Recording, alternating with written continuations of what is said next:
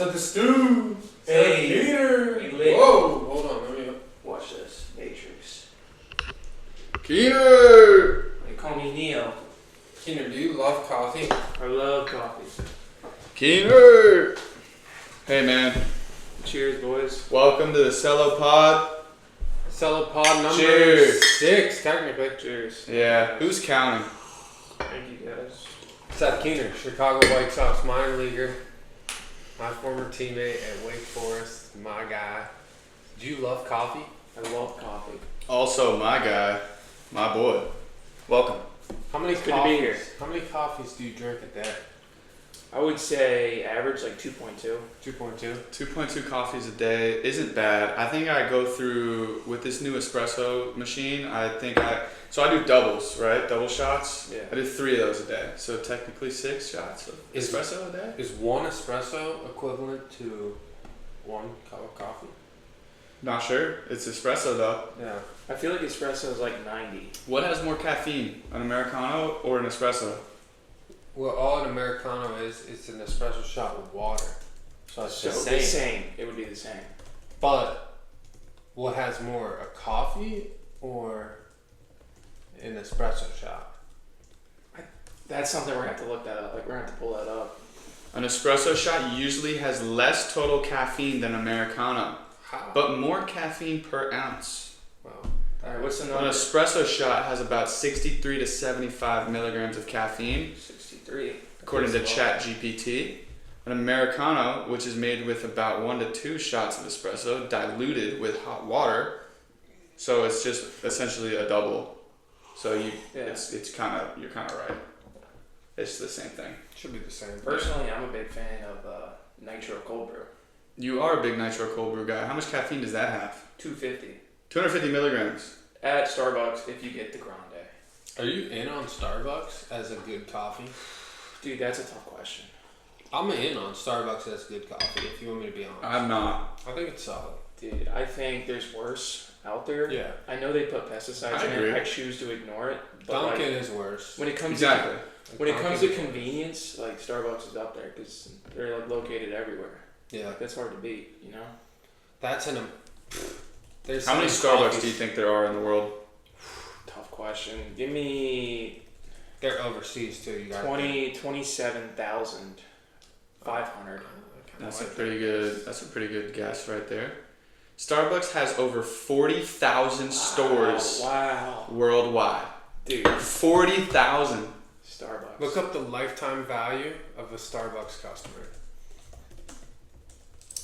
What do you I what do you mean by learned- that? Like how much they have like their average order over a lifetime span? Yeah. Like how much they're spending? How much they're spending. I don't know if that's one case study estimates Starbucks average LTV is about $14,000 per Dude, customer. I think that checks out. Yo, Like I don't even love Starbucks like that. I probably spent that means at least 10 people on average are spending in their life $14,000 at Starbucks on on coffee. average. On coffee, something that's not Just even coffee a necessity. and little pastries and chips and things that you can buy. At I Starbucks. learned that in entrepreneur class at Wake. He was like $15,000, and I was like, $15,000 on coffee. These people just keep coming back. They're selling black coffees for $4. $4. $5. You know what, bro? You know a fun fact? Grande. If you get a grande like medium roast from Starbucks, it's like 300 milligrams. 300 milligrams. Yeah, of it's black more than a coffee. nitro. It's more than a nitro. I You figured that out. told me about that Remember, back in the day. we went to Pitt and they put the caffeine things on the board. They and put I how was much caffeine is in there. I was blown away. Yeah, that's incredible. That's Blown incredible. At Wow. Pitt? At Pitt, they had all the caffeine at the Starbucks, and I was like, wow. Wow. Yo, Keen, let's jump into your college career real quick. Playing at Wake, absolute stud. What were some of your favorite places to play at that you remember? The couch. The couch, obviously, at Wake, home, obviously. Couch. But like away trips, like you can Yeah. remember that were fun, like good crowds. Yeah. I have my answers, but I want to hear yours. I thought Florida State was sick, Yep. just because like the fans bought in, and it Yep. was like a fun playing atmosphere. And they weren't even good that year. No, they And weren't they were even they good. still had a crowd. But like even when I didn't pitch that much my freshman year, like we went there and it was just like you could tell these people cared. Like, we had frat guys who weren't even watching the game. Their only sole purpose was to heckle the guys in the bullpen. And I was like, respect. Yeah, respect. That's dedication, bro. Like, that's fans. What do you think of Clemson? So you have, I was going to say Clemson. Yeah. Clemson was cool. That was one of my favorites. go top five. Top 5 off the dome. Mm-hmm. Let's So go, Florida State's up there for you? Let's go Florida State at 4. Okay, that's weird. I mean, can I throw Omaha in there? Sure. Omaha at 1. Cool. Like, dude, can't beat that. Yeah. Clemson at 3. Okay. Interesting. Skipping 2. 2. We're gonna get back to 2. Okay. Give me. Florida State's 4. So you have Clemson above Florida State. I do. Okay. So okay. That's not that hot of a take. I'm the other way around, but that's not that hot. All right. Keep going. Keep going. You're missing 2 and 5. Give me NC State at 5, Okay. and then 2. I don't know if this counts, but give me the Charlotte Knights Park that we played ACC tournament. Sure. Yeah, that counts. The skyline in the background. Like, bro, you're That's pitching. that's the White Sox AAA field. White Sox AAA. Like, Yeah, you're it's great. pitching, you turn around, you see the skyscrapers. You're like, it's pretty Yeah. cool. Yeah. I thought you were gonna go with the couch at 2. I was gonna put the couch. I wasn't gonna put the couch in there. I'm putting the couch super regional at 2. When we had so many people that we brought in like those big trucks in left field to give us like extra 100 people and this. What would you even call that thing? It was like a drinking terrace. It was like it was like a Terrace. It was like it was a little portable terrace with Yeah. people drinking a bar. There was one on the line too. Yeah, that was great. Because low key left field at the couch was like a little boring. With Yeah, because there's no people out there. But then they put put- in the little terrace down the line, They put- and then the terrace, and you're like, Hey, it was good. They're I talking remember. shit to the Yeah. left fielder on the other team. I mean, how cool would it be if they had just outfield seating out there in like 5 years? It'll just be tough like to build that because the shack is out there, the batting cage is over in left field. But the hitting, There's all that space. It would be tough, but it'd be fucking cool. It'd be like Clemson. I think Clemson's the only ACC stadium with like bleachers all around, full right? Bleachers, yeah. Full bleachers in the outfield too. yeah, Yeah. no doubt. I can't. No other stadium has that. Yeah. Bleachers in the outfield are cool. You got to be able to fill them out though, or else they're basically worthless. I mean, honorable mention. I like UNC. Hill. UNC, a beautiful playing surface, never got to pitch there. Yeah. So that skews my rating. Like, if had I pitched there, like maybe that would have cracked the top 5. I don't know. UNC was beautiful. It's just not a crazy environment. No, not No. crazy. My honorable mention, I don't like the town at all. It was like not my kind of place. But Louisville, when that year we played them, we were number 2 in the country at the time. They were number 9, and we played them on a Friday night, and it was slamming. Oh, they had the outfield bleachers in left field. It was slamming, and then we go up like 10-1 in like the 3rd inning. Everyone left. Yeah. But it was cool at the beginning. That's my honorable Dude, the mention. Louisville fans low-key surprised me. Yeah, 'Cause they I remember came out. that Friday night game. I was getting ready to come in after Sully, Mm-hmm. and they were letting me have it in the pen. And I Yeah. was like, okay, like these guys mean business. That's the Tommy Hawk story right there, where he went nuts. He was hitting leadoff, I was hitting second, and to start the game off, Friday night we're hitting first. We're the away team, and I'm on deck. Tommy's on deck. We're getting ready to have our first at bats. These fans are in the front row. These like Louisville frat kids, and they're like, "Tommy, you're too short, bud. Who the fuck are you, bud? Like, fuck you, buddy." And Tommy's just like looking at them like, "Yeah, all right, watch this." First pitch smacks a ball like 110 into the gap, double. They're like, "Damn, okay." He went 4 for 5. He went 4 for 4 with a pump. Yeah. Going into his 4th at bat, they all switched because they were all there, and they were like, "Tommy, we love you. Yeah, we love you. We love you, Tommy." Yeah, that was great. Yeah, That was good times. that was a good time. Louisville is a great baseball place. Let's be honest. It's a good baseball place. The city itself, whatever. Going there to play, you were like, damn, this is about to be a tough series, man. These guys always knew how to play ball. Always, And that year, it was 2 versus 9. We were like, hey, this is what we wanted. Mm-hmm. So, like, let's just roll. And it was a good series. Those series were good the whole year. Like when we played Coastal at home, it was 2 versus 7, right? Like wasn't Coastal 7 or at one point? Maybe or we were- higher is like 2 versus 6. something like that. on a midweek. On a midweek game, yeah. and we destroyed them. Yeah, I was throwing out like Well, short they had bursts. that coming. Yeah, they were due to get. They did. They were Get due to smacked. get smacked. Yeah. Because we hadn't beat them at Coastal in what was it, No. 5 years? 6 years? Dude, I don't remember us ever beating them at Coastal. Because that was like one of our only losses. I went 0-4 At Coastal? Yeah. 0-4. At Coastal. Playing at Coastal is tough. I think they broke the curse this year, or this past year. Yeah. It was like the first time they won at Coastal. We'd go on spring break, chill at the beach the next day, just like lose. Every time. We'd lose, yeah. Just lose. Dude, I always thought that played a part. What you got on that? Because we would just be at the beach getting like sunbaked all day. It was more of a vacation. I think y'all's third year, my fourth year, we were just domed up by it. We were just like, we gotta win. We gotta win. And then we just lose. lose. And then we just lose. We put it on a pedestal. But then they came to us. It came to Yeah, us. And that was fun. Yeah, we used to be High stakes. Bro, I still remember that series, Disarm, the like influencer guy was supposed to come and like have a facility tour, and Sully was gonna show him around, and Sully just like something happened, he just like took a nap or something, and like just like completely blew him off, Yeah. and it just like completely ruined his tour. But they still made like a cool video. Made a cool video. They still made a cool video out of it. Cool video. I didn't even know that. Yeah, like Sully was supposed to take them out, and he just like forgot or something. Sully'd be a funny guy. Yeah, to, he like, would've been a show good- you around on a tour. Yeah. Sully's hilarious. Shout out Sully, about to be a big leaguer with the Rockies soon. He's hilarious. Yeah. He's a good guy. But Great. yeah, King. What up? Second full year of minor league baseball this year, right? Mm-hmm. Was it the second? Yeah, it was 2023 you got drafted. Yeah. 2024 was last year. This is 2025. Yeah. Second full year. Yeah. Yeah. What's your favorite place to play at in the minor league so far? Ooh, good question. Give me Greenville Drive Stadium. What Because is the cool thing- that? It's like a Red Sox affiliate. The cool Mm. thing about the Red Sox affiliates is that every single one of them has the high wall. Like Oh, the they Green all. Monster. That's consistent. It's consistent because like it's so unique that like as they move up, you want your left fielders being able to like practice on that. Mm-hmm. Because like imagine making the jump to the shell first time you're in a big game and Yeah. they hit a ball off the wall. Line drive over you your have head. no idea how it's gonna ricochet. Mm-hmm. So I think it's cool that they like they put the details in there like that. Nice. Nice. Where is that? Greenville. Greenville, South Carolina. Yeah, it's a good city too. Nice. What about another one? You got another one you like? I haven't played there yet professionally, but I played there in college. Durham Bulls. The Durham Bulls Field. Durham Bulls is sick. I did like that. We had the ACC tournament there, 2023.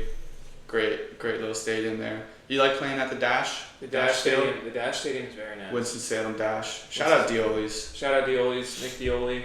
Dioli's. Dioli's. We love you. We Yeah. absolutely love you. You guys are amazing. You fueled me every day for 3 years. Is the dash hitter friendly? No, I don't think it's, so. It's a Pitcher big friendly. park. It's a big park. It takes a big boy pump to get it out the center. Mm-hmm. You gotta hit it like 430. Who was the? Remember we had pitchers batting practice that one day at the Dash Yeah, I Field. want to talk about that. Yeah, we won't talk about year round, but one pitcher hit a homer. Who was it? Was it Reed? It was Reed just solo. Yeah, so random. Just Reed just hit a bomb. He was a The bomb from BP. left field, bro. Yeah, I'm pretty sure no hitters hit bombs in BP that day. and Reed did And then though. Reed just stepped in. It's like, Dude, he got all of that ball. And we have Nick Kurtz and Brock Wilkin, who are just like Yeah. both big leaguers. Kurtz has 30 pumps in the show, but Reed Mascola was the Reed one Mascola, that hit a homer that day. Yeah. I remember Rust round. He went like just full like uppercut hack at that thing. It just like popped into the turtle. Just body. just like- a turtle I killer. literally just can't chirp because I did the same exact thing. Yeah, we won't talk about that. No, you weren't going in there trying to hit a line drive. No, I was selling out for that right field wall. That was the only chance I had to get one out. You Yeah, swinging lefty? I was swinging. Yeah, I'm a lefty. Hey. This was a big topic when we were playing of what the score would be if we had a pitchers versus hitters game. Like if the hitters played the pitchers in a game that year at Wake. Like let's go through that real quick. Like who's the lineup for the pitchers? Okay. So like we sneaky have some good talent on the pitching staff. Yeah. If we're just going off our junior year, like Yeah, just that team, the 2023 team. I know I can hit. You're gonna play short probably. I can get on base. I'm probably You're gonna hit middle leadoff? infield, maybe third if they need me. All right. I will tell you, you guys did look good in the infield when you guys would take ground balls. You did Yeah. look very good, athletic. But I just don't. Okay, just keep going. So Okay. you're So like let's talk about the bats. yeah. Let's talk about the lineup. Josh Hartle. Josh Hartle Great did swing. rake in high school. I faced him in high school, bro. He had a great swing. He has a great swing. All right, Josh Hartle's what, 3-hole for you? He's 3 or 4 hole. Like he's the big boomer. He's the guy that's gonna get rid of. That's the one problem that we would have to face is Hartle. I'm not really scared of anyone else. You guys would probably pitch around him. I can see. I mean, I would be afraid of me just because I just get knocks. Like I'd probably just debatable. I'd probably get knocks, get on base. Like that's just my game. But low key, like Teddy had some juice. Teddy did have a pretty good swing. Your best player, without a doubt, would have been Derek Crum. Crumb's obviously. Does Crum count? Crum might be leadoff. Yeah, because he was just a PO. Yeah, that's right. Crum is leadoff. Crum is center field. Yeah, Crum is leadoff. Who would hit 2? Teddy or you? I think me. I think I'm gonna get 2. So Crum, then you, then Hartle. 3 lefties in a row. 3 lefties in a row. I also can switch hit. So like if I have time, I'll hit in the lab like righty and stuff and get that dialed. Okay. So like that. All right. So that's an auto out. 4 would be Rhett.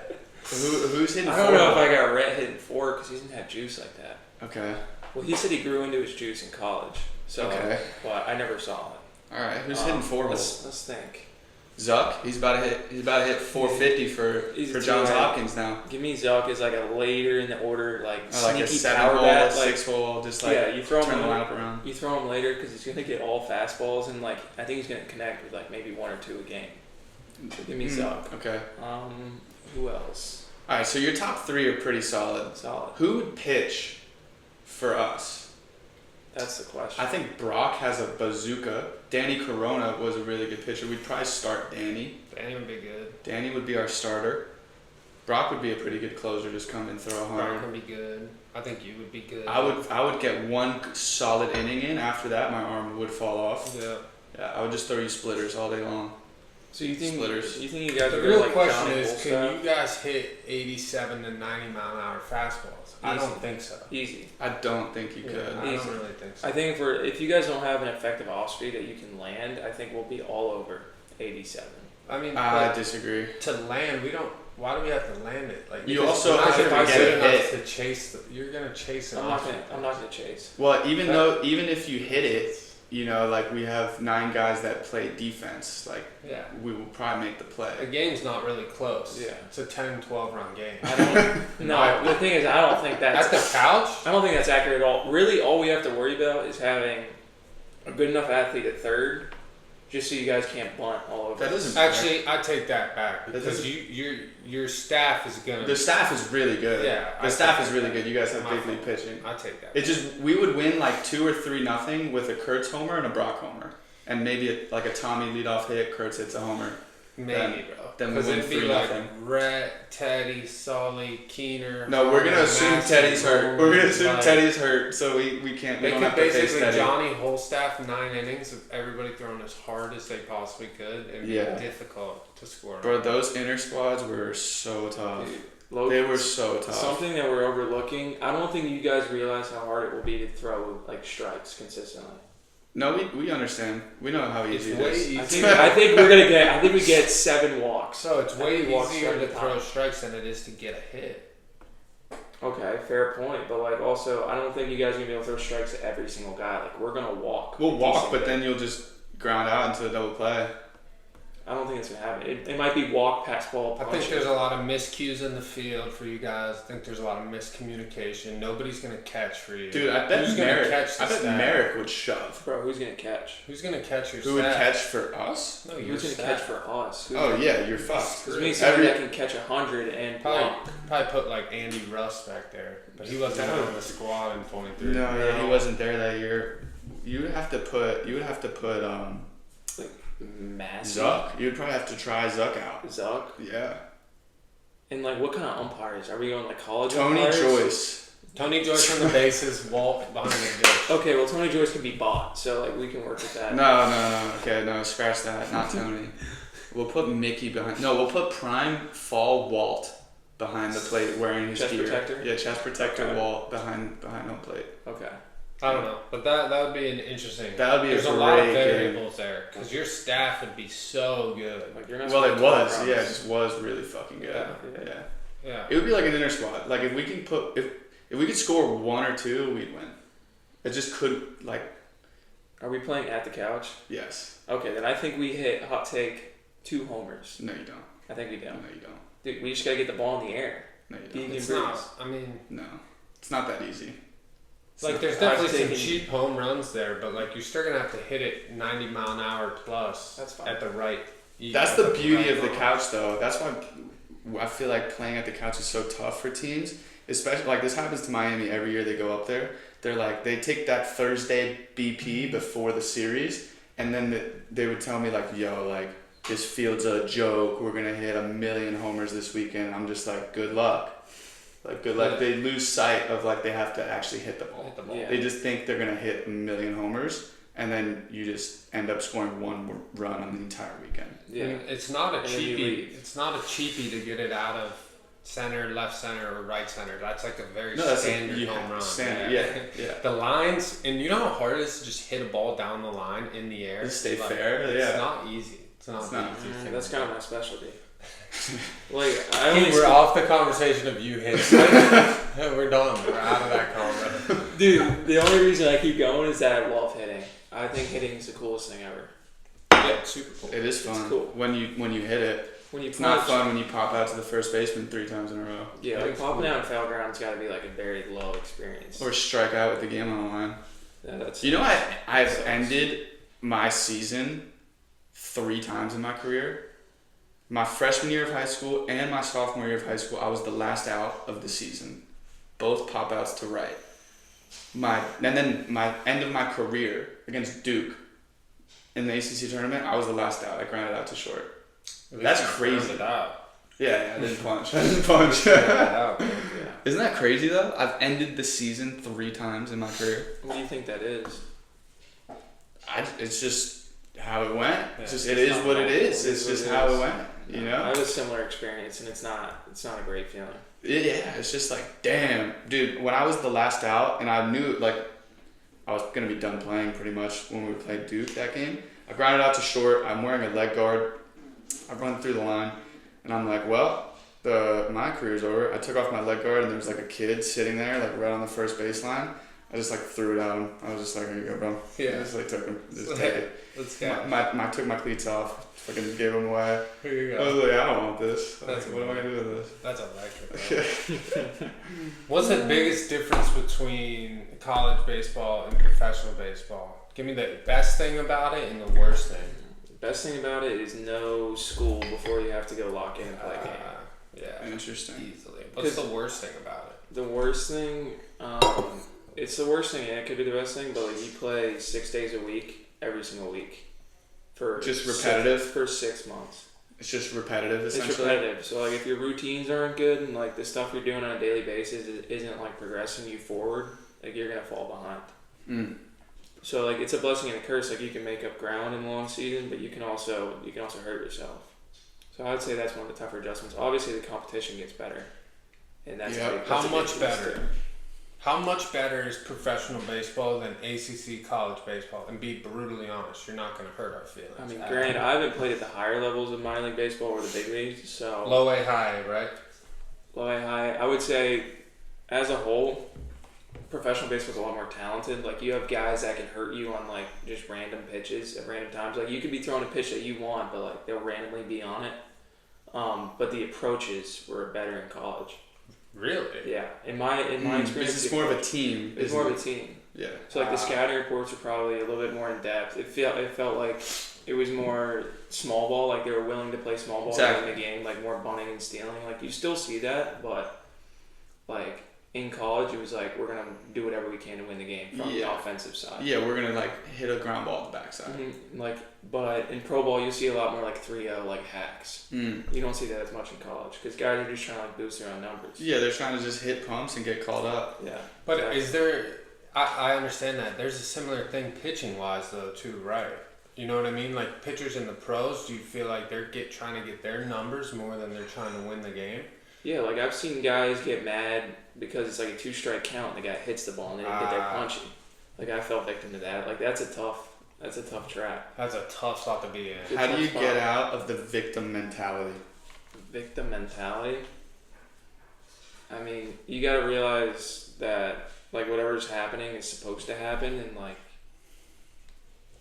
the only way out is to become the person that gets out of it. You know, like being a victim, it's easy. It's like a cop out, and like it's easy to be like, woe is me, everything's bad. But like that doesn't serve you in the long run. Yeah, Like, I'd agree with that. It's easier. It's way easier to be like, oh, this happened to me. It's just how it is, you know, rather than trying to figure out a solution of how to get out of it. yeah, because it's easy. It's easy to feel sorry for yourself, but it's not easy to be like, okay, I'm gonna make a plan and I'm gonna find a way to right the shit. Yeah, figure it out. Yeah, exactly. That's definitely tough in a long season. Yeah. Over and over, daily. Because sometimes in college, you can struggle, then the next day you don't have a game, next 2 days you don't have a game, you're just like going through practice, chilling, hanging with the boys. Pro ball, it's like, man, I just gave it up last night and I'm back at the field 12 hours later, like, here we go again. You gotta be good at flipping the script in your mind. Yeah, for sure. Yep. For sure about that, dude. I want to talk a little bit about Omaha. Give me your breakdown, what you remember, what it felt like to be there and to play there. I mean, I would say it felt just like surreal. Yeah. Like unlike any baseball experience I've ever had. Yeah. Like the stakes were higher, but also like I felt like I was gonna be more nervous than I was. But like once you get into it and like you see your guys around you, like you just kind of laser focus in. So like that was a cool feeling, like knowing that I was pitching and there's like all these people watching, a bunch of people watching at home, but like the fact that I could just be locked in amidst all of that was like a sick feeling. Yeah. And like just the whole atmosphere there was sick. Like everybody cared about baseball. It's like baseball heaven. Yeah. It's a giant convention of just baseball fans and lovers. Yeah, you just see people from all over the world just come because they want to watch college baseball, the best of college baseball. And like that's cool. Yeah. So you were nervous before you threw a pitch? Like after that first pitch you're like, alright, I'm good, or you were chilling before? Well, my first outing was against Stanford, and that First game. Mm-hmm, the first game right after the rain delay. Yeah. So like, fortunately for me, I was like, it was almost like you started. it was almost like I was started because it was nice because I was relieving, but like I had an opportunity to warm up in the bullpen, like go through my process a little bit, get ready to go. Granted, I had to start with a guy in second, so that was a little tough. But you did come in and shove. Yeah, so like it was cool, but I will say I was definitely nervous before. But it was one of those things like you go out there and then everything changes. Yep. You know? Yeah. Like, you can't even like pre-think about what it's going to feel like until you actually do it. And then once you're in it, it's like, okay, let's go. It's go time. Yeah, that's how I felt. My first at bat, my legs were shaking. Like shaking walking up to the plate. I was like, well, I don't feel my legs under me. That's weird. Let's try to put this ball in play. Yeah, and I ended up like hitting the ground ball to short against LSU. It was my first start because I did get one at bat against Stanford. Against LSU the first game, punched. But then my first start the next game, legs shaking. I was like, oh fuck, here we go. I did ground out to short, and after I ran through the base, like running, like the weight of the world came off me. I was like, oh, okay, like we're good. Like I'm back. Like it's the same game. Here we go. Let's play ball. Yeah. And then I felt normal after that. I felt good. That's good though. But that start, I was like, wow, I literally cannot feel my legs. Like I tried hitting them a little bit, and like on deck, I was like, well, hopefully this doesn't go too badly. Yeah. Omaha it's a cool setup there. It's like a whole baseball town, man. It's a whole baseball town. Once you lock in, once you're like, hey, it's just a game, it relieves you, I'm sure. Yeah. You know what I'm saying? Just a game. Also, like around that time, I was big into like MMA. Mm-hmm. So like I was watching like John Jones interview clips before I'd go out there. So like that was a little part too. I thought that was cool. I was like, okay, I'm a fighter. Yeah, it got you in that flow state. Got you in fighting. that ready to do whatever, ready to fight. That flow state is real. Yeah, 100%. Flow state is real, bro. Dude, Omaha was crazy. It was literally oceans and oceans of people at a time. It would be just like, when it would be close to Florida playing, it would just be oceans of people wearing blue. Yeah. And then LSU would be playing soon. It'd just be like thousands and thousands of people wearing purple. Yeah. And then Wake kind of showed up too, though. Like Wake did showed pretty up. well. It wasn't like SEC level, but we had a good fan base too. I would say like our average fan was like more bought in than the other team's average fans, if that makes sense. Yeah, because they had more quantity, but like it's just been so long since Wake ever, made a national championship. So I kind of felt They like showed the up. Omaha fans, just the general people that showed up, were rooting for Oral Roberts, and then once they got eliminated, they were rooting for us to win the whole thing. That's how I felt. The I don't know underdogs, if kind that's of. true or not. Yeah, like we were number Even one, though but we we were were- also underdogs. Well, it's It just felt us and all SEC teams left. So you're just like, All right. yeah. So that's it. But we weren't like, we like thought, we like knew we were, like we didn't feel like it was a fluke at all. Like we earned it. Like we earned that number one. We earned Omaha, and we were ready. Yeah. For sure. I would agree. I would agree with that. And then it all came down to Rhett versus Skeens, the game we've been waiting for the entire year. Yeah, like that was the coolest game I've ever seen. Biggest build up before game, most hype. Short rest. Both are on short rest. Mm-hmm. Both just the two best pitchers in college baseball. Backs Going against the at it. wall. Yeah. That's sick. That was incredible. We knew it in the fall too. We were like, all right, it's either us or LSU winning it all this year, and Rhett versus Skeens, like who's a better pitcher? And all of us obviously are like Rhett's better. And then when we got to see it, and they both went 8 shutty. Yeah. Rhett went 7 shutties. Rhett went 7 shutties. Skeens went 8 shutty. And that game played out how it did. Yeah, that was a movie. That was one of the best games of all time. Yeah, whenever you were facing Skeens, Lucas, were you like, wow, this guy's big as shit? Like, when you got in the box, you were like, this guy is big as hell. 'Cause, No. like, I didn't play, Mm-hmm. and I'm sitting there on the side, and I'm a big guy, but I was like, this guy is enormous, just like throwing cheddar down the bump. So I saw him in the outfield. I saw him in the outfield warming up beforehand, and then I was like, "Wow, this guy's actually huge, bro." He's like, feels like he's he's a big 6'9", like 270 pounds, jacked. Not actually, he's probably like 6'7" or something. I don't even know, but he's massive. And but no, that before facing Skeens, I've never been less nervous. Like I was so dialed in because it's like he's supposed to get me out. Yeah. Like he's supposed to throw 102 by me. So let's see. Bro, you hit one real good back spun, like 102 Almost off like the British. bat. Like, I thought I low key snuck it out. I just got we it. would have won the off game. We would have won the game 1-0. That would have been That was sick. That would have been crazy, but You started using the orange lightsaber. And yeah, because I was I so remember like, just like, and I was like, get out. get out. Because I had like that mummy view, because we Mhm. were first base dugout, and I was like, get out, get out, Get out. get out. And I was just like, no. The wind was not my friend that day. Do you guys feel like when you face like a really big pitcher or like a really small one, does that make a difference? Size-wise. Yeah, do you see like a lumberjack looking dude go up there and pitch, or are you like, okay, like, I'm happy to see the big guy because I was swinging upward, like, because I was late, so I knew that ball had to like come down on me a little bit. And like, big guys would throw from up here, and it would be able to like come down into the zone. Those slow ride guys, I hated seeing those guys because it would just be like, and I would just swing under that. I was the opposite. Yeah. Our swings were just like completely the opposite. Like the low release, high carry guy, at least until I got the PSU, I was like, damn. I was like, can I just hit a ground ball, please? Yeah. And I just never would. I just hit a pop ball. But then you went to Penn State and there's like, no one's really throwing ride 90 plus. Yeah, I mean, there were a few guys here and there that would ride a little bit, but Mhm. other than that, there was velo, but Wasn't the same. You weren't gonna see like that first round total talent just riding it at 94, 96 out of the pen. yeah. You weren't gonna see that. But I like to see the taller guy. Yeah. Honestly, that was my opinion. Yeah. Or guys that sink it. Guys that sink it were money. Guys that sank it to me ate me up. Which is Because my swing was more steep. So like that ball that's going down, I would just chop right into the ground all day long. What about guys that had like a sinker and a four seam?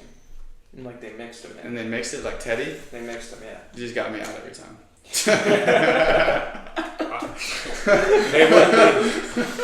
They wouldn't be silly enough to throw. They wouldn't be silly enough to throw me a sinker. That would just. They would just throw heaters Yeah, out. they would just throw heaters forcing. out. Just throw forcing. If they threw a sinker, it'd be stupid. No, but Teddy was just crazy because he would just ride it at 99 and then sink it at 97. So Yeah, what are like, you it supposed was to do just- with that? And it's also, we're facing him in inter squads at like 20 degrees and windy at Wake during like January time. So I was just like, okay, like You know the wind's blowing in your eyes and like your eyes are getting watery and blurry, and then you have to try to hit 99 with a slider at 92 and a changeup at 89 and a 12-6 at 88. You're just like, well, okay. Maybe I'm getting better here just by tracking this. How have you pitching question for the youngins out there? When you first started pitching, you were heavy sinker. You throw sinkers. You throw four seams, but you've gotten your four seam much better. But you really haven't changed a ton of things. Like, how have you went about that? You know what I mean? How have you got now you throw two fastballs, right? A sinker and a four seamer. How have you gone about that? Like, you talking about like the differentiation between them both? Not there's like two different movements, like a little bit. Go ahead. For me, it's like more subtle. Like if I keep my posture upright, I feel like I can get behind it and ride it. Versus like if I set my shoulders down a little bit, I feel like I can move better this way. And like the best way to differentiate them is just having like two different cues like that. Because like body positioning. Yeah, if not, they blend together. But like it has to be subtle enough that you can't pick it up as a hitter. So it's not as much grip; it's more body positioning. I mean, some of it's grip, but for me, it's like how the body organizes itself. So it's like, all right, I'm gonna throw a sinker here. I have a picture in my head of what the sinker's supposed to look like, and then I just like do it. Just do it. And then the four seam, I have a picture in my head of like how I'm gonna get behind it and stay behind it and throw it to the top of the zone, and then I just do it. What was more effective for you this year? This year, I had better command of the four seam, and plus I started getting more ride, so more four seam. But I find the days that I have the most success, it's like I can use both. Yeah. I can use both. Yeah. Because like that's just another thing for the hitter to think about. Mm-hmm. Like sinker versus four seam. And then they're not even thinking about the slider at that point, and that's when you can surprise them. How much of a scouting report do you think of during a pro game? We're not talking about college anymore, pro baseball. What's the scouting report look like, and how much do you have to change during the game? I mean, I think number one, you have to trust your eyes. Like, especially first time through the order. Like, granted, I'm a reliever now, but when I was a starter, like, first time through the order, you got to trust your eyes. But for me, I would usually pick out, like, 3 or 4 guys. I'm not great with, like, lots of information going out there and pitching, but, like, I'd key in on a couple guys that I know can hurt me and then figure out, like, what I can land to them. Like, what's a free strike? How to get this guy out? What does he miss? What does he hit? And then like have more of a digestible way to go about it. Mm-hmm. Like, yeah, that makes a lot of sense. Like scouting reports are scouting reports, but the game is the game. The game is the game. If this guy isn't supposed to be a really good fastball hitter, but you're seeing him all series long just missing fastballs, you're like, well, let's go with that. Yeah, hitters make adjustments. Yeah. If you don't take that into consideration, you can get burned. Yeah. You know. Yeah.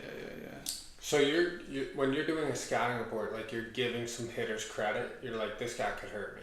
You're like, this guy could hurt me a little bit right here. Because I know a lot of people are like, the pitcher mentality is just like, strike everyone. Nobody's got nothing on me. Things like that. Yeah. But like now that you're a professional baseball player, you dive into it a little deeper. You're like, okay, based on my stuff and what I like to do, this guy can actually hurt me. Like that's reality. I mean, I don't really say it like that. Yeah. But I'm more like, okay, like, all right, this guy's good. Like, this guy, people think he's good. He's got good numbers, everything. But I'll be like, all right, let me find one thing that's free. Yeah. Good. How much of it and what percentage of it is like, okay, it doesn't matter what the report is, who's in the box. I'm going with my best pitch right here. Like, I'm going with my best. Let's see if your best is good enough. Yeah. How much of it is that? It's a lot of it. Yeah. It's a lot of it. It's like, I don't want to get beat with my weaknesses. Yeah. I'd rather get beat with my strengths. Yeah. So it's like, all right, this guy's a good slider hitter, but I have a really good slider. Yeah. So let's see if you can fucking hit it. Big on big. Yeah. Even though it's a slider, big on big. Yeah. So you're out there, you're flowing. You trust in the catcher mostly? Typically, yeah. You're just like, all right, what you got for me? Boom. Yep, I'm there. Yeah, most of the time. Like, there's some times when I have a weird, like, gut feeling. Yeah. But it's not really, like, I don't really get there from thinking. It's just, like, kind of a feeling based on, like, the swing and, like, how I feel. So, like, I'll throw a pitch and, like, maybe he'll throw something down. But, like, based on the swing that I saw, I'll be like, I really feel like I need to go change up here. Yeah. And, like, those are the times I'll shake. I'm not really a big shaker, but, like, sometimes the game dictates it. Yeah. Yeah, and you know what you're feeling. You're like, okay, like, it's time. I'm pulling this one out right here. Yeah. Whatever that may be. Like, this is the time for it. Uh-huh. Yeah. Well, hell yeah, bro. That's going. Yeah. What's one thing you feel like you could work on this offseason now that it's offseason? Reevaluate your season. What could you do better? What did you do well? I think body-wise, like, really nailing the lifting program, really nailing the mobility, make it, like, super structured so that once I knock that stuff out, I have the freedom to, like, be able to do the other stuff. And then, like, more in the game, pitch calling. Like, kind of the stuff we were talking about. Get smarter. Get smarter. Yeah. Like, just learn more about the game. Learn more about, like, the mentality of the pitchers that have the most success and, like, try to replicate that. Because, like, I'm not afraid to, like, be like, okay, this guy does this well. Let me see a little bit of what he's doing and, like, let me see if I can implement that. So, like, do some more trial and error this offseason. Figure out, like, what I think feels good and, like, stuff I get fired up about, and then just go from there and take it and run with it. How much do you talk to Corey Muscara, now the new head coach at Duke? Decent bit. Yeah. Decent bit. Probably called him like 4 times this year. Yeah. How much does he help with pitch calling IQ? Pitch calling IQ, he's amazing at it. Yeah. That was the nice thing about college, was that, like, you trusted that Moose had a really good plan and he did his research. So, like, he would just call the game and then you would just go in there and just execute. Mm-hmm. It took out a whole other piece. So, like, that's been a little bit difficult going to pro ball, because now it's like, okay, I got to figure out how to do this on my own. But, like, being able to have him as a resource and, like, calling him up and, like, yo, what do you think about this? It's like, it's invaluable. Yeah. Yeah. Absolutely. He is a legend. Shout out Moose. Shout He out Moose. just man of such wisdom. My favorite Moose quote is, "Smooth seas never made a skilled sailor." Yeah. That's a good one. Yeah. I like that one. All right, riddle me this. Rising tides raise all ships. Tom Walter. Is that Tom Walter? He would always say that in our team meetings. How many times do you have to say a quote before it becomes your quote? 15. Depends how much it resonates. I was thinking 15. I was resonate too. Yeah, both. Depends how much it resonates, you know? So Yeah. you think it could drop a bomb on you and that could change your whole whoa. You change your on whole the first life. one. Like, who said that? Oh, I just came up with it It myself. could be like so simple. Just timing, you know, like Matthew McConaughey's first ever time on camera, first ever movie he filmed was Dazed and Confused. First action shot, it was no script, it was just make it up. They said go, and he pulled up and he was like, all right. Bang. And then bang, the rest of his Bang. career, it's like everyone knows that from him. Dude, it's funny you bring him up. I got his book, Love it. That's one of my favorite books of all time.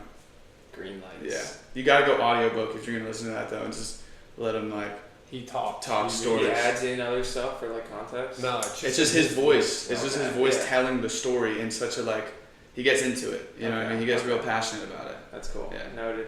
Yeah. You want to resonate with people, you provide volume or value. That's it. Volume or Value.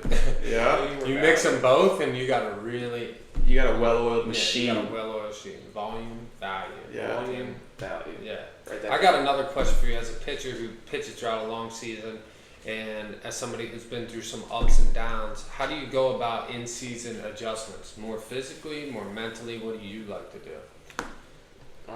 I think in order to make an adjustment, you have to, like, step back a little bit. And you have to, like, be able to, like, take a breath and reset and be like, okay, let me evaluate what's happening objectively. And then you add in, like, all right, what have I been thinking? What have my habits been? What have my thoughts been? Like, who am I interacting with? Like, what could be giving me energy? What's taking it away? And the number one bottom line is to, like, get space. Like, without the space, then you won't be able to think clear enough or objective enough to, like, be able to really realize what's going on around you. Because, like, dude, you play 152 games or whatever it is, like, it's hard to pay attention to everything, especially the stuff you're doing, like, reactively, the stuff you're doing subconsciously. So, like, being able to have the presence of mind to be like, okay, I could be doing this better. And you got to be honest with yourself, and that's tough. Where you're like, I can do this, and this better, and this is something I have to let go. Yeah. So, like, the only way I can do that is by, like, kind of detaching a little bit from, like, my present circumstance. Yeah, I like that. The space, you know, the way I look at it is like, you know, you're living your life with a lot of emotions coming through. You want to do so well, a lot of expectations, a lot of pressure. A lot of the times we live our life right underneath a waterfall, metaphorically. Like, there's a waterfall coming down on us. We feel like we're drowning sometimes. All you really have to do is take a couple steps back and look at the waterfall rather than being completely under it. and then you know what to do with your next steps. You know what I mean? I like that. Yeah. Like we're in paradise. Yeah. But we can make it not paradise very easily. Yeah. Just perspective. Perspective is key. Dude, perspective is like number one. Perspective is elite. How do you develop true belief in yourself? Dude, that's a tough question. Because I feel like you have to have enough like experience to truly believe that you can do something. So you got to have like a stack of experience where you're like, okay, I've been through it and I've done it. And then you have to have like a certain amount of let go in the mind where you're like, okay, I've done this. And if I completely let go, I know I'm going to be okay. And for me, I think that's where belief comes in. It's like when I know I don't need to consciously try to control every little thing that happens, like say in pitching, like I don't need to consciously control everything that happens with the throw, but like I know I've done it enough to where I can just like let go and just like play. Just play. You let self too take over. Yeah, it's like when you're playing as a kid, bro. You're playing just a fun game, and you don't like you just with the boys. Like, dude, the amount of like focus that would give you, at least for me, like in the backyard playing kickball, playing tennis ball, baseball, like I try to replicate that because I think we lose the childlikeness a decent bit as we grow up and it becomes more professional. Stakes get higher, pressure gets higher. Like you lose that joy for why you started playing in the first place. And I think coming from like playing from that joy is like that's the best thing you could do if you're trying to compete. You know? Oh, yeah. It's a kid's game. It's a kid's game. Keep it that way. It's a kid's game. Yeah. That's what I would keep telling myself. After my freshman year at Wake, that summer, I started off in a random summer league, very bad competition. Then at the end of the year, I got called up essentially to Bourne Braves in Cape Cod for the last like 2 weeks. Shout out Bourne. Yeah, shout out Bourne. Great place, loved it. But I started off 1 for 18, and my one hit was a bunt. So I was like not in a good place, like, you know, and it was just like, damn, like what? Like I put so much pressure on myself. I was kind of freaking out. And then I was just like in the outfield one day, one of the games towards the end, and I was just like, dude, this is a kid's game. It's a kid's game. Talking to yourself? Yeah, just out loud, like in the outfield. I was like, dude, this is a kid's game. Like, relax. Like, it's like, what's all this pressure for? Like, just play. Just play. And then I was actually barreled up some balls. A little too late. But, you know, that was the year we played Brewster in the final with Teddy was on that team. They had Zach Neto at short. They had Spencer Jones in center. Yeah. They had Ben Rice. That team was nasty. Yeah. They were pretty. I went through like the same thing the next year because I went to the Cape on like a temp contract. Mm-hmm. And like the first 2 weeks I'm there, I'm looking around, I'm scared. I'm like, I don't know if I belong here. These guys are all good. They're proving themselves. But then like once I started to like play and I got over the nerves a little bit, I was like, okay, I can play here. Yeah. Yeah. And then all that stuff just went away. I ended up spending a whole season there. We win the championship, and I was like, wow. Yeah, you guys redeemed my team from the year before because we lost in the championship against Brewster. You guys beat Brewster in the championship. It was sick. Yeah, I got a save. Yeah. That was my first ever save. Yeah. It was cool. It was cool. The Bourne people are nice. Oh yeah. Cape's great. Cape's great. And the Cape is a great spot. But I never got to play in the Cape. My contract I got cut from the Cape twice before I even got up there. That's crazy. I don't know. Like, they do that all the time, though. I had a contract in place, and then they're just like, at the end of the college season, Walt was like, yeah, they don't want you on contract up there. And I was like, all right. Dude, they do that all the time. They do that all the time. Summer ball is a good preparator for Pro Bowl. Yeah. Because it's kind of like that. It's like it can happen fast. And teams can change fast. Dude. It can happen fast. So you basically had done it all from a baseball standpoint. You grew up playing ball. You were undersized. Got recruited. Worked your way from a guy who didn't pitch a lot to a guy who pitched a ton. Got drafted in the 3rd round. You've had success in Pro Bowl. You've had failure in Pro Bowl. How has baseball prepared you for life after baseball? And just life in general. Question. Like, essentially, for those who may end their career soon, like things you've taken away from baseball that you feel like have prepared you for life. number one, it's never as good as it seems, and it's also never as bad. Like, being able to be objective about what's happening is like such a big tool, and obviously, and like not overreacting to what's happening. Mm-hmm. And like that's big in life, because dude, like random stuff happens all the time. But if you're to get emotional about it and not look at it like objectively, you can get sent down like a circle, a vicious cycle. So like just dealing with failures obviously is big, because like that's what baseball is. Like being able to deal with success is just as difficult, in my opinion. If not harder. Yeah. It's not hard. Like, bro, dealing with success is a different animal than it is dealing with failure. Because dealing with failure, you could be like, oh, maybe I'm just not good enough. But dealing with success, and then you start failing after that, it's like, your I ego know deflates. Yeah, because your ego goes up, and then you start playing bad, and then your ego dies because you can't feed it anymore.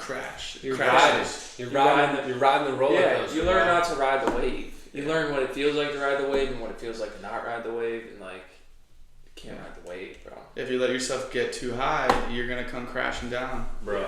Because then you got to deal with like, oh, I've done it before, but now I'm not doing it. What's wrong with me? What's wrong with me? Yeah. And you can't freak out, because if you freak out, then you're in a bad spot. Nope. You're in a bad spot. Yeah. You realize now with that perspective how the tortoise beat the hare in the race. Yeah. Facts. Yeah. You learn how he actually won, bro. Facts. Because steady. Baseball, you be up, you're playing well, then you're down, you're up and down, up and down. The Then the guy who's just going like this the entire time, by the end of it, he just smokes you. Yeah. Every time, man. Right, just building the foundation. It's all about the foundation. Right. Yeah. Building blocks. If you skip the building blocks, they're going to come back and get you. But there's a lot that goes into being able to just be like this guy. You can't just like flip the switch and just be like the guy who's just right here all the time. Like it's human nature to have emotions, bro. That takes a lot. If you want to be like that in baseball, though, you have to live like that in your whole life. Because dude, like one of the things I learned from baseball is like everything matters outside of baseball, and the way it translates to baseball is like it's pretty congruent. Like if I'm what does congruent mean? Sorry. Congruent is like, not to put you on the spot. Symmetrical. It's like the same. Keep going. You might need to look that up. But fact check. Jamie. But you're saying things outside of baseball translate into baseball. Yeah. Keep going. Yeah. So like the way I live my life is kind of the way that I end up playing baseball. It just kind of works like that. So like whether it's me running a business in the future, or it's me like trying to take care of a family and have like a wife, like the way I do everything will translate into those things, just like it does for me translating into baseball. Yeah. So it's like you got to be able to audit yourself and like realize what you're doing, and like be okay with having tough conversations with yourself, and not just let yourself off easy and be like, okay, like nah, I'm fine, I can figure it out. But like you got to be able to like put the foot down and be like disciplined. What's that line of? Okay, you want to have tough conversations with yourself, you want to hold yourself accountable, you want to do the right thing, and putting too much pressure on yourself and not giving yourself enough credit for what you've done and being too hard on yourself. What's that line look like, and how do you balance that? Yeah, I feel like in general you got to be kind to yourself. Like you got to be gentle. Like we're humans, like we're on this planet doing like who knows what, and you can't put so much stake in like what's actually happening, but you have to put stake in like how you feel. So like being able to differentiate like what's been happening like in my life, like what am I doing, how am I doing, am I successful, versus like do I feel good about myself on a daily basis. Mm-hmm. And like if you disregard this and you only worry about the results, like you're going to be empty, and then the results are just going to start dwindling down. So like being able to like having enough self-awareness to like understand how you feel and like focusing solely on that. Yeah. And I feel like that's like when people say like you got to stay within, like that's what it is. Yeah, it's separating it. You know, you should take it seriously. You should take how you feel seriously, because you're only gonna live this life once. Yeah. You know, so do what it takes to feel good. Yeah. You know, but don't put too much pressure on the materialistic things, the statistical things. Like yes, you know, pay attention to it, because it's good to have goals. It's good to have things to reach for, but don't let those destroy how you feel. Because like I fell victim to that. Like I make very big goals. I have high expectations for myself, but like I found times in the past where if I make high goals and I don't hit them, I feel bad about myself. Mm-hmm. So like it's being able to make goals that are more like, all right, I want to feel like good. I want to feel happy. I want to feel like I'm smart. I want to feel like I can do anything.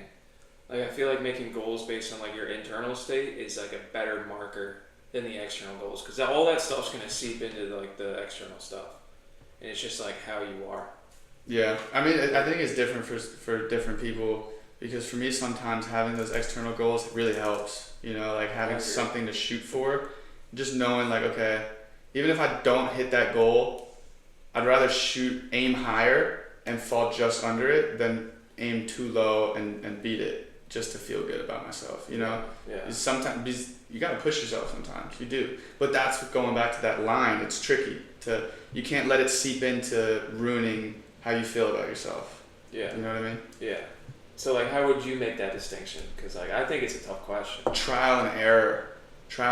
It's easier to find out who you are by finding out who you're not. Interesting. You know what I mean? Interesting. Try things out, try what you like, figure out things that work for you, and surround yourself with things that make you happy and make you feel good. Like that was a big thing I had to learn getting out of baseball. You know what I mean? Like finding new things that I like realizing, oh, okay, I've surrounded myself with my friends that actually are inspiring and empowering. That I like that, and do more of that. You know, like go and doing fun things that you like to do, finding a passion, like surround myself with things that I like and do it more. You know, that helped me a lot. I have another question. Like when you guys are familiar with the term like dead weight? Like the stuff you carry around, like maybe the experiences, the people, like the guilt. Yeah. Like how do you guys go about getting rid of the dead weight?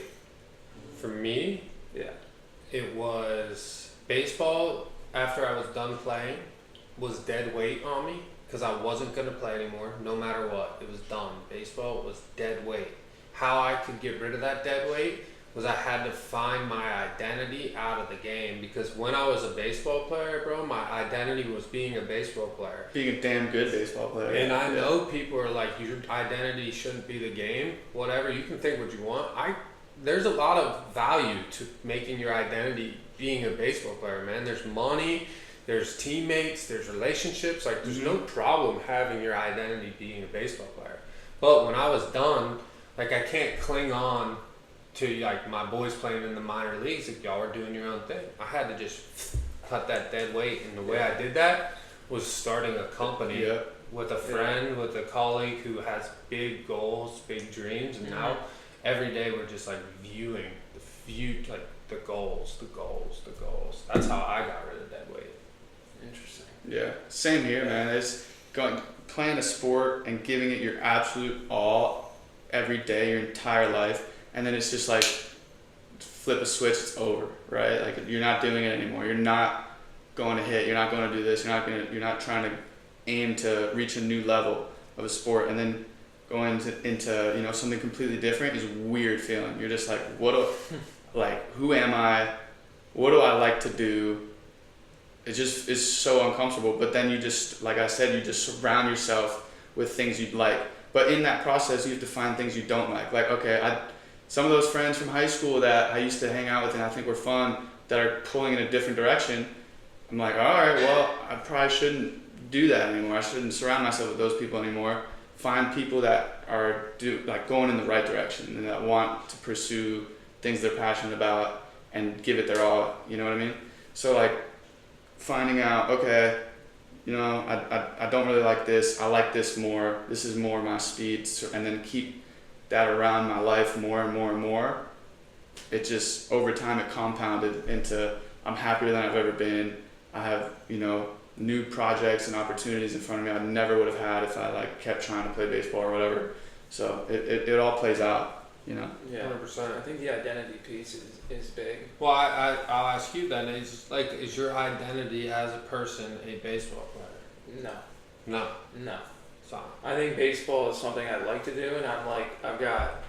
So then, before you answer this, because I want to add this part, if your identity is not a baseball player, if baseball ended today, you'd be all right. Yeah. You'd be able to go to the next thing. Yeah. I love that. I would go play tennis. Well, that's dude. I hear what you're saying. No doubt. But there's like real life to live ahead. Not that baseball's not real life. And like you're not gonna at 23 years old go just be a tennis player. You might play for fun. Like you're not gonna go be a real tennis player. I think I could be a real tennis player. I hear you. But identity. Identity.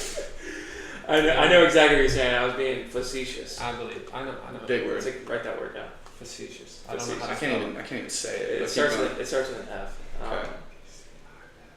But yeah, I think I would definitely be reading a lot more books. I would have a lot more free time to pursue my other passions. But like my identity outside of it is like I'm a son. Like I have a great dad. I have a great family. I'm a brother.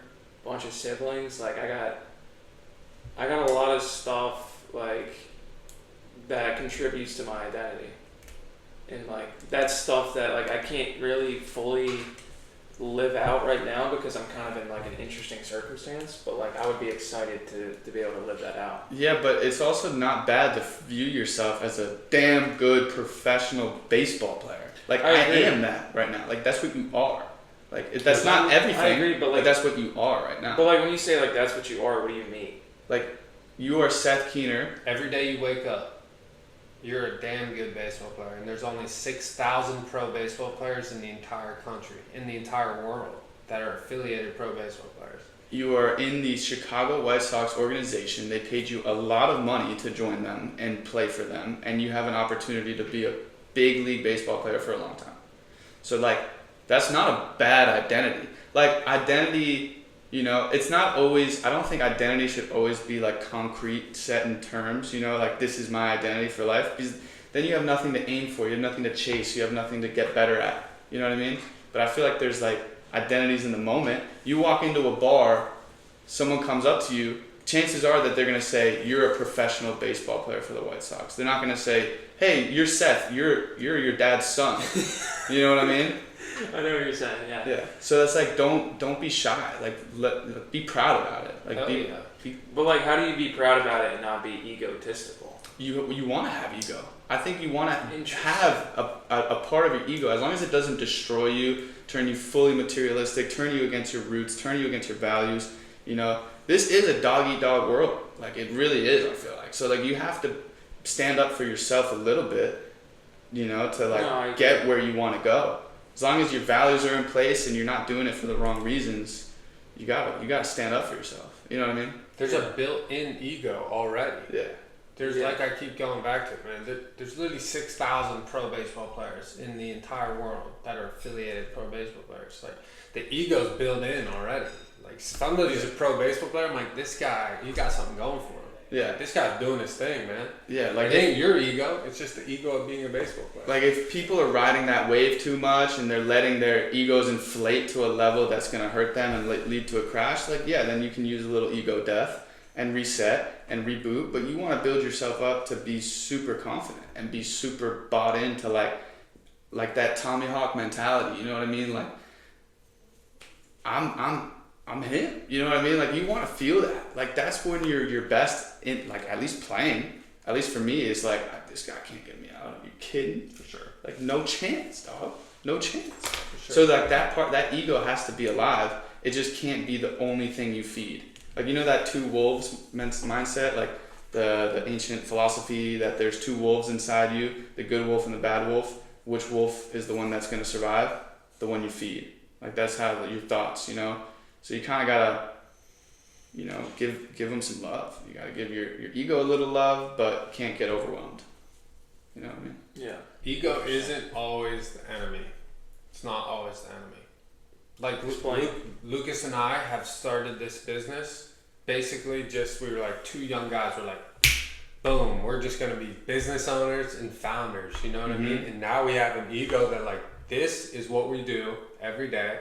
We're passionate about it. We love it. Our ego isn't like we're better than you because we're doing it. And we're not going to listen to you. We're not going to, you know, you try to give it, someone outside is giving us advice. The ego, a bad ego would be like, I'm not going to even listen to you. Like, good ego is listening, seeing, okay, would this work? If it doesn't work, throw it out. If it works, take it. You know, like you'd be dumb not to try to learn from everyone. But you got to know deep down that you're going to make the right decision. Yeah. I think that's a big thing. Yeah. Like knowing that you're smart enough and you've been through enough to be able to make the right decision, like whenever you need it to happen. Yeah. I think that's big. But like, how would you define like ego? Ego's a hard thing to describe, like to define. Yeah. What does it mean? What does like ego the actual mean? Like actual definition of ego? ChatGPT says the word ego has a few related meanings. The psychology meaning says that the ego is the part of the mind that mediates between instinctual desires, moral standards, and reality. So that's kind of confusing. But and then there's read that one more time. Okay, we'll read that one again. Psychology, the psychology definition. The ego is the part of the mind that mediates between instinctual desires, moral standards, and reality. Does that make sense, guys? It makes a lot of sense to me. Okay. What does that mean to you? Like you have three options basically, right? Like the instinctual decisions, the moral standards, and reality. Like the moral standards is your base set values that we have for Celo is that we're going to build this into an amazing, crazy, awesome company that helps a ton of people. But the reality is right now we're in the hole a lot of money. That's the ego. Like that's okay. That's now ego, it makes so right? much more sense. Yeah. But that's not a bad ego. Yeah. That's why people get so caught up in saying that ego is the enemy because of that book, and that's a great book. It's a good book. Yeah, it's a great book. But like, there's definitely a bad ego. There's definitely reason to have. I think the definition of ego in like mainstream modern like world has been different than what that describes. You want me to describe the second? What's the second definition? It's the everyday use definition here. Okay, ready? Ego often means a person's sense of self-importance or self-esteem. That one is more of what you're talking about. Self-esteem and ego? Like I feel like that's different. A person's sense of self-importance. So a person views themselves as higher than others. That's what this ego definition means. But is there a way to be like, all right, I think I'm important, and like I think I'm just important for the world, and the fact that I'm here is important? Would that be ego? Yes. This definition, yes. That's so then the in that sense, self-importance. I don't think ego is a bad thing. Because I feel like if you think you're here on this earth and you're not important and you happen to be born here and you have like free will, like I feel like that kind of just like grandfathers you into being important. That's what makes it tricky though, because there is a line with that too. Because there was this podcast with Alex Hermosi and Chris Williamson where they're like, the Queen of Great Britain or whatever just died. She made more money than anybody on earth has ever made in the last 100 years. When's the last time you thought about her? Not until right now. Yeah. You know what I mean? So it's like, how important are you really in the grand scheme of history? Yeah. You're really not. You know what I mean? But it's just funny to think about. Like. Yeah, but like, I agree. But like, I feel like we should all think we're like important. Because if you start thinking you're not important, that's a slippery slope. It's the balance between reality and moral standards. Yeah. Because You gotta have yes, instincts. everybody should feel like they are important, But not too important. Then they need to check into reality and be like, do I bring anything to anybody? What value am I bringing to the world? Right. That kind of ties it all up into the identity. Okay. What value are you bringing in? You are performing for an organization. Amen. You are an entertainer for people to come in. You're performing for yourself because you enjoy the flow of the game so much. You enjoy the love of the game. That is value to the world because people love that art. It's an art. The value for me and Adam building this company is building a community. You know what I mean? Building people together to feel empowered for one another and help lift each other up. Also, we're providing snacks and like protein bars and nutritional value. Healthy food. And then we get rewarded because of that. You know? So that's like ego in a sense because you have to feel important enough to provide value, but you don't want to feel too important to where it distracts or makes you arrogant. Okay. Everybody should feel like they have some value. But in order to do so, you need to check in reality and see where you provide actual value. Like there's some people where the only value they provide is for their family and that's all they want and that's okay. They're very important in their mind and their family's mind. You know what I mean? But to me, I don't even know X who I'm talking about. Like what's he important to me? He's not important to me at all. It's all about how you feel, your ego. You know what I mean? Yeah. Check into your reality. What value do I provide? You know what I mean? And that's how I value my self-importance. Mm-hmm. Okay. Does that make sense? It makes sense. It's But very I feel like we're missing a piece. Word garbagey way to say it. It's a tough conversation, but I feel like we're missing a piece. Like, how does faith play into that? Like, How I don't does know if you faith- guys are super like religious, but like in Christianity, like your duty to God or your relationship with God will make you feel important because He'll give you a purpose. So like, how does that play into like the whole ego thing in your guys' eyes? Again, I think it goes back to value. People who are Christians, in which I'm a Christian, I'm a very devout Christian. I can look at my value being like, am I serving the greater purpose that I believe in? If it's yes, then I provide the value that I'm looking for. If I don't believe in God, I don't believe in Christianity, and my whole value is making a ton of money, and I make a ton of money, then yeah, there's my self-value. So it's all dictating on the person. That's in my opinion. I think when you're asking how does it tie into faith, I think, there's different ways to look at it, but when you're looking from God's perspective of what, your purpose is for you, if you're going against that purpose, and you're going against it, and you're not doing what you're supposed to do, your ego's taking you the wrong way. Mm-hmm. Interesting. All right, follow-up question. You guys know about like the law of attraction, manifestation, all that stuff? Absolutely. I Big believer. need refreshed on it a little bit. So basically, it's like if you can see it in your mind's eye, like what you want to achieve, and if you can get the feelings that are that accompany that thing, and like if you can feel them right now, and see yourself being that person, that like it's going to be drawn to you.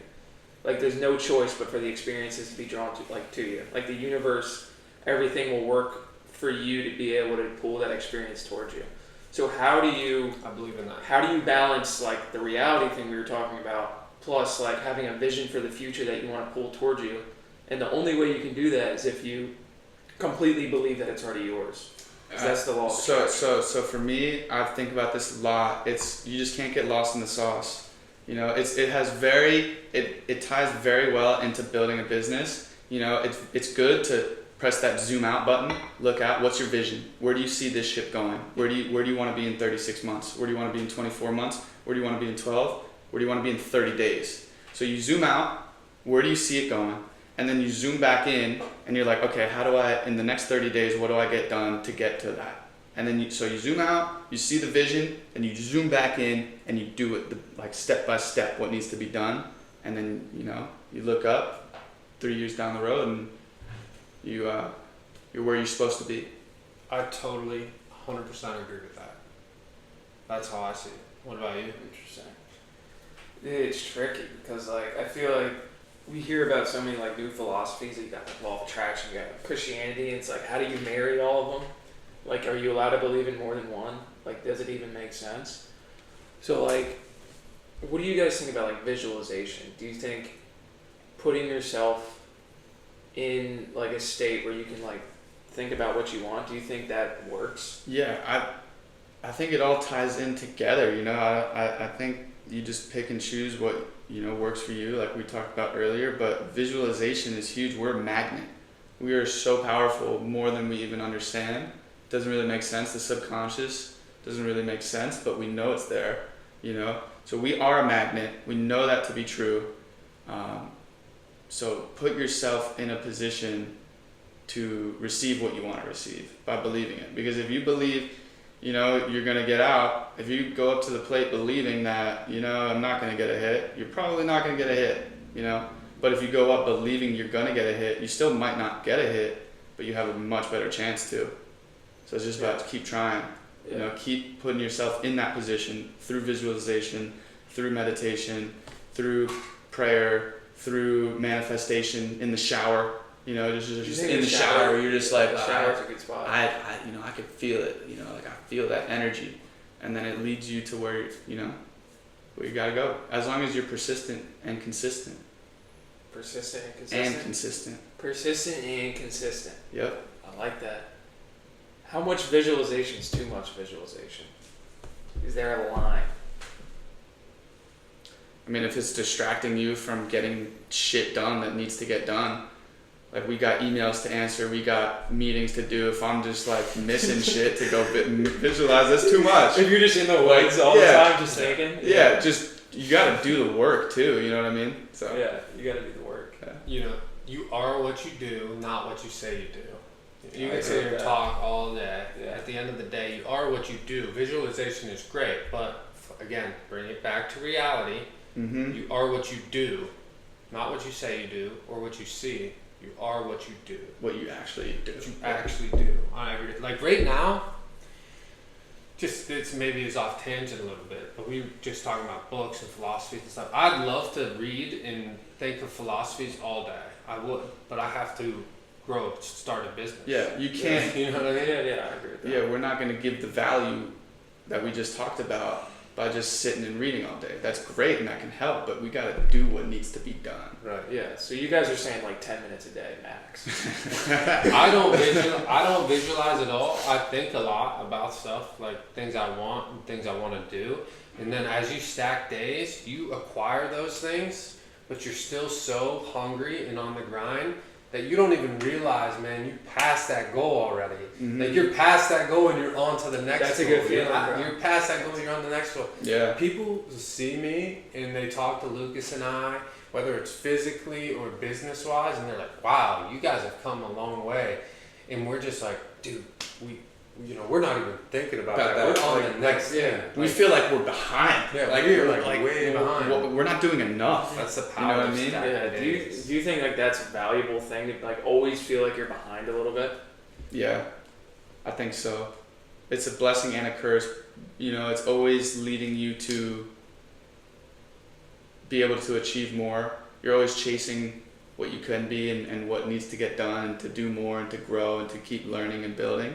You know, I think as long as we just like, we've made achievements and I think, yeah, we could celebrate them a little bit more and, you know, dap each other up and be like, yo, like, we've actually done a lot, you know. But as long as that doesn't take away from like getting back into that mindset of like, we have a lot more to do. Yeah. We can't take the foot off the pedal now. Stay out of the victim mindset and stay out of the I made it mindset, and then you'll just keep pumping past. You'll just keep pumping past. And then when you finally make it, you just, that's when you have the chance to celebrate for a little bit. But we'll see. That's what I mean. Like then I was saying that, and then I'm like, you hear so many people who are super successful. They're like, I just can't stop. I can't stop doing things. Yeah. That's it. I can't stop. I go from one business to the next. You know. But that's in the future. You know, like we can't even we're not even focused on that because we have 7 million things that we need to get done by tomorrow. You know what I mean? So yeah. Like we want to sell health. We want to sell protein bars and protein bites, right? And we're gonna sell the hell out of them. And then 3 years down the road, we might be selling 4 or 5 different products when the initial goal was just sell protein bars and bites because it's just one after the next, stack. It's just got to make sense. You got to get you got to get feedback and there's always pivots that you got to make. So there's too much to like get caught up in what, 5 years is going to look like. What does 30 days from now look like? Interesting. That's what we're focused on. All right. Well, let's zoom out. Let's go 10 years from now. 10 years from now. We're not going to give you an answer for that. 10 years from now, you have enough money to buy whatever you want. Oh, okay. Where are you living? I'm splitting it. I'm going place out in Colorado, some mountains, Tough. And then for the winter time, like that's for the summer, but for the winter time, here's South Florida. South Florida for sure. Jupiter area is nice. Love Miami, obviously. You go first. I want to be close to people who I enjoy, no matter what that looks like. I love all the different seasons, so I'm not tripping about weather. I just want to be able to be close to people who I like spending time around. So I don't really have exactly a place in mind. If my parents move, I'll move to where they are. If my sisters move, I'll move to where they are. In this reality, we got the money, so we'll just bring them out. For sure. Yeah, for sure. We'll bring them out. I want to be with people I value. Yeah. I feel like that's a great part about having financial stability. Yeah. Is you get to pick who you want to be around. Yeah. Mm-hmm. You get to pick who you want to be. And also, I take being around the people that I like, the people that bring value to my life, just like through relationships, over like living by myself in some weird mansion. Because like the days are better. Yeah. Like you're around people you know all the time. It doesn't matter where you're living. It doesn't matter how poor you are. Like dude, you can still. Doesn't matter how nice your cars are. It doesn't matter how nice your house is. Got to be around Where a community. Where would you live? Dude, I don't know where I would live right now, but like, I think Mountaintop's pretty cool. Is that a city? Is that a place? Nah, it's just like on a mountain somewhere. Oh, you mean just literally on a mountain? On a mountain, and like we were talking about compound. What do you mean by a compound? Like compound. Like a big, like a bunch of houses in a gated area, all your homies, and just like, you know what I mean? Just I'm big thinking compound. I'm thinking like gates, and I'm thinking like no more than 2 stories. Like I don't want to go that high up, but I need a balcony. Like if I go too high, it's like Tower of Babel all over again. I don't want that. Okay. But like, gotta have a library, gotta have a grand piano in the middle of it. That's for sure. Those are such interesting things. I never think about something like that. I think about like having like a place to jump off into my pool that's like 10 or 15. Like Paul Saladino's house in Costa Rica. That would be cool. Ooh, yeah, like close to like a water, batting cage, close to a waterfall. Close to okay. You could do gainers off the waterfall, but then like a large reservoir of water underneath, like 20 feet deep. I'd want a place in Hawaii too for fun. I've never been to Hawaii. I've been. It's nice. It's fun. It's cool. Like, a lot of waterfalls, a lot of mountains and beach and palm trees, and cool people. Fun times. A lot of sharks though, so be careful. Dude, I feel like sharks are cool though. No, they're not. Being close to water would be nice. Dude, I'm out on sharks. I'm big out on Why sharks. are we out on sharks? Look, I'm not a shark killer. I don't think you should go be killing sharks, but just don't like. I'm not gonna put myself near them because they're just mega predators. Like that's just what they are. I think about if a foreigner walked into my home, I would take him out. So if I'm walking into his home, he got the right to take me out, and he's wild. And he will do it easily. He'll do it. Like very easily. You're so vulnerable in the water. I'm out on being like in deep waters. What can we swim? 5 miles an hour? Like how fast can you actually swim? Like 7. 7 miles an hour. The average person. Not that fast, but how fast do sharks swim? Yeah, fast. The crazy thing about sharks is if they kill you, like they're not gonna be put on trial. They shouldn't be. They're not gonna go to prison. They shouldn't be. It's the same way if they're wild animals. It's the same way of self-defense. Dude, great white sharks can get up to 25 miles an hour in little bursts. All right, but what if you do circles around them? Does that like their mouths are so big they're gonna catch you? Really? Yeah. Do you think like if you could have some success in shallow-ish water, like jumping away from it like once or twice, but your best bet is to clock it in the nose, but you're done. I'm out on sharks. I'm big out on crocodiles. Yeah, stingrays. I'm staying away, man. So you guys want to live somewhere with no sharks, no stingrays? No, I would live near the ocean, but Yeah. I'm just not. You're not gonna catch me going out swimming. Right. In the ocean. I'll bring a little boat out, chill a little bit, but like I ain't going. Do you think you could be boys with a shark? No. And like ride it around? No. I like a lake. Probably I not. think maybe I would prefer a lake, but not near crocodiles either. No, crocodiles are scary. But like I don't like like far away. North Carolina lakes, like that lake. lakes, like that Lake lake we would go wakeboarding Lake at. Norman. That lake we would go wakeboarding at with Tommy, like Tommy's boat. That lake was chill. No, like nothing lived in there. Like no fish, no nothing lived. I mean, but the water was. It was warm. Weirdly warm. It was warm. That's not good. I think there was like a power plant nearby, and it kept it warm. So you know that shit has like something bad. There's a reason why there's no wildlife in there. Yeah, because everything is dead. You get out, your skin's green. Tommy would be like, that's not a casting- good feeling. Tommy would cast his rod in there and catch nothing every time. He'd just be like, dude, these fish never bite you. I'm like, they're all dead. There's no fish. Have you felt the water? It's 100 degrees. Yeah. The fish has one eye when it comes out. Like that's not what you want. Yeah. I'm out on water. Out on water. Those. I mean, I like water, but like I'm trying to sit on a balcony and look at the water instead of just like being in the water. 100%. Like just look at the waves, listen to the ocean. I'm in on that. In on that. But you're probably not gonna catch me going out swimming like with sharks and stuff. Well, I read something. It was like the ocean's the best thing to like ground in. Oh my gosh! So grounding thing. Look, I'll go in the ocean. I'm just saying you're not gonna catch me swimming like 2 miles out. You go like 1 mile, you're probably fine. No, just like I'll jump in like the beach. You know what I mean? Like I'll go on in the beach. 1 mile in? Absolutely not. 1 mile is deep. Even 100 yards, probably not. Yeah, 100 yards. Well, no all right, chance. riddle me this. What if somebody's like, yo, we found the Titanic. I don't And care. we're going to get you two scuba gear to go look at it. Are you going to go look at it? Like, No, dude, we this is got, cool bro, we stuff. got emails we got to answer and shit. Oh, shit. Yeah, we're not going scuba diving. Oh, shit. Yeah, I got to go lock in and go in the sauna and stuff. Yeah, you got to go pitch. I got to go pitch. You got to go pitch for the White But, Sox. like, part of me wants to go see Hey, what's in the Titanic. I appreciate all those pictures those scuba divers take, and that's good enough for me. Yeah. Fair enough. Those pictures and videos are fire, and I'm gonna keep watching them. But there's a reason why they're taking them, so I don't have to go down there. Would you rather go to space or go in the Neither. ocean?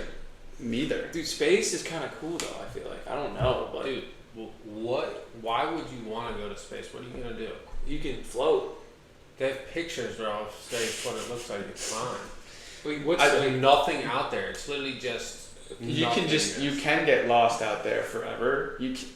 I'd rather be lost here forever, like on Earth. You know, I don't want to be floating around.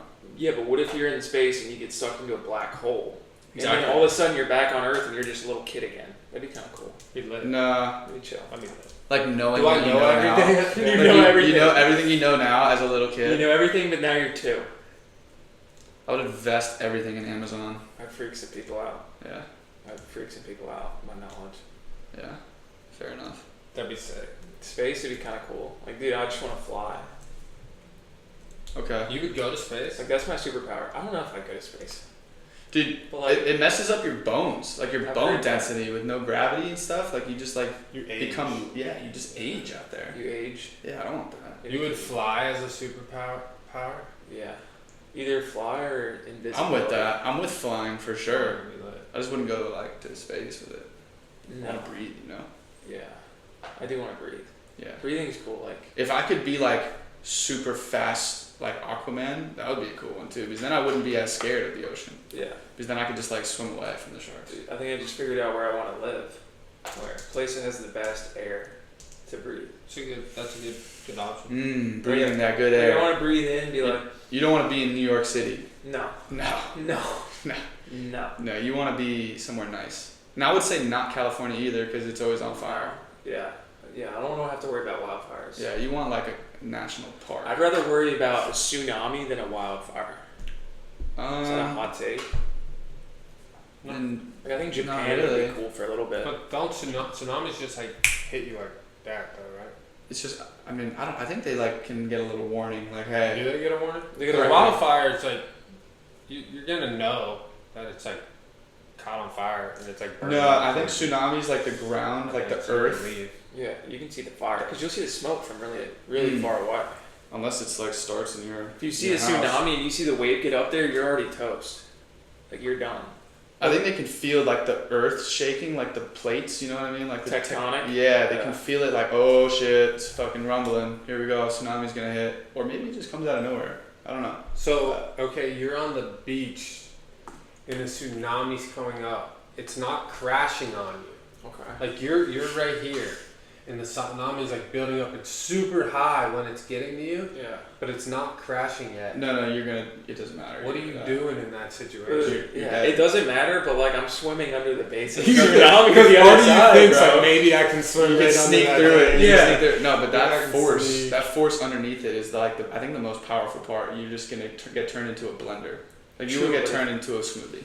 True, but if Oh, you I didn't don't, really bro, think of imagine that. swimming to the other side and then you see the tsunami crashing on a city from the other side. You're just Imagine like, what that looks like. There's no way, right? People are all just dead. There's Like, no bro, way you can swim under. If a it. tsunami hit me, bro, I'm just. No way. If a tsunami hit my city, I'm just swimming out of it, dude. I know how to swim. That's the thought, though. That's like every 20-year-old dude's thought. I know how to freaking But swim. that's I'm like- swimming right through that thing. That's like that thought. That's like that thought I would have as a kid. Is like, oh, like if I ever fell off, like, or I jumped out of a building, I would like I'd be sitting in a chair, and then like right before I'm about to hit the ground, I'd just jump off the chair and I'd be fine. You know what I'm talking about? Yeah, I know what you're saying. Like, I feel like, yeah, I don't know if gravity is like the equation for gravity is It wouldn't- like fully done yet. It wouldn't work. I used to think that I was so smart as a kid. Like, dude, if I just fell out in a chair, like, I would just jump off the chair at the last second and I'd be fine. But you would just like crash down. That's kind of like an elevator. yeah. Like right before it hits the ground, you just do a little jump bounce. out. Yeah. So, has somebody tried that? Could we pull that up? Yeah, Jamie, pull that up. Man jumping in an elevator. There's so many things you can bounce through like that. And when you're a guy, you think you can survive anything.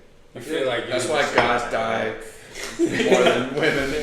Especially like random shit that happens too. Random. Literally the most random stuff of all time, bro. But yeah, well, I think we've been here for like 5 hours. I don't know how long it's been. Keener, you're the man.